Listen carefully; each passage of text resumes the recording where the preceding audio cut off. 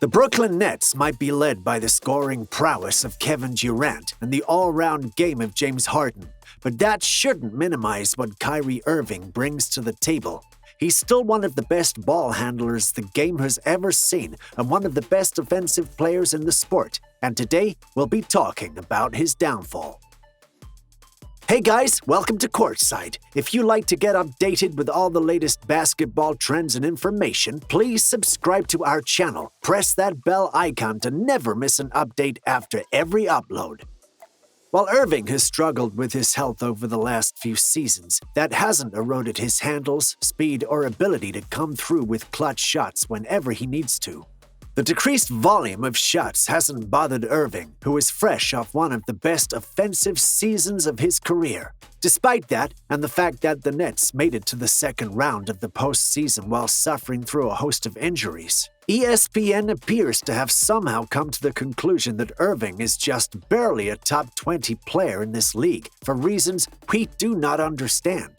ESPN's annual ranking of the top 20 players in the NBA has Irving ranked number 20 overall, one spot down from his place on last season's list. He ranks just ahead of Bam Adebayo, Drew Holiday, and Zion Williamson, which means that ESPN is almost assuredly underselling Kyrie's skills.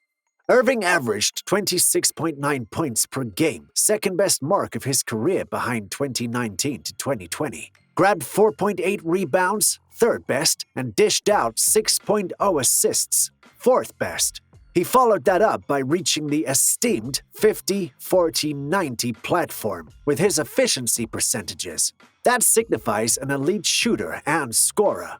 While players like Devin Booker and Trae Young ranked ahead of Irving this season, those are at least reasonable points that can be backed up by data and argued over. The fact that Chris Middleton, Jason Tatum, and Paul George rank ahead of Irving has officially made him underrated. As good as Middleton is, you could make an argument that Holiday had as much impact on the Milwaukee championship as he did, and putting him over Irving just doesn't seem right. Tatum is a star in this league and the unquestioned best player of the Celtics, but rebounds per game ended up as the only traditional box score average in which he exceeded Irving.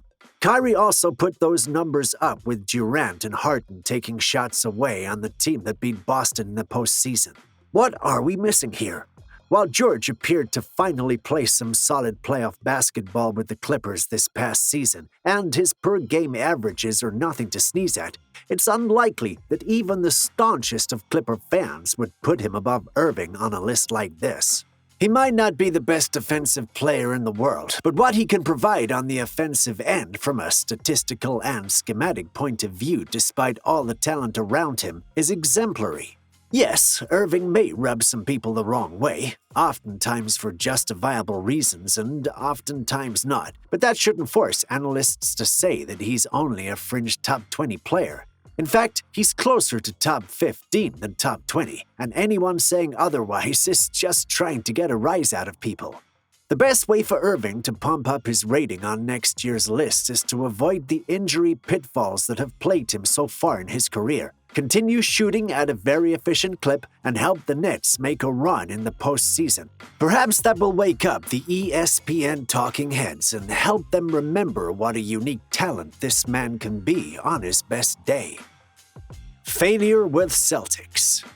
Brooklyn Nets all-star Kyrie Irving admitted that he wasn't always the leader he should have been while playing for the Boston Celtics. Irving joined the Celtics prior to the start of the 2018-19 campaign. By most accounts, it was a great acquisition and he seemed to be happy in Boston. At first. In fact, Irving stood before the crowd and expressed his excitement to play in Beantown. However, as the season progressed, he seemed to lose interest and many thought he gave up on the team. On the other hand, it could have been that Irving simply grew unhappy with the environment in Boston. Either way, the six-time All-Star decided to move on, signing a 4-year, $141 million deal with the Nets this offseason.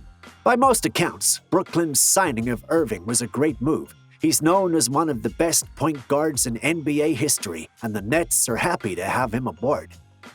Kyrie is one of the NBA's elite guards and has won at the highest level.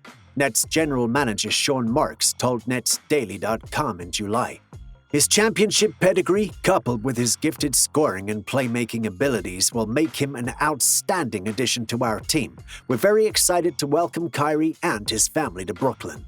Irving wasn't the only major talent to join the Nets this summer, though. In a bit of a surprising move, Kevin Durant decided to sign with Brooklyn as well.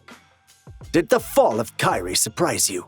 That's all for today's video. If you liked it, do share it with your friends and family. Thanks for watching, and we'll see you next time.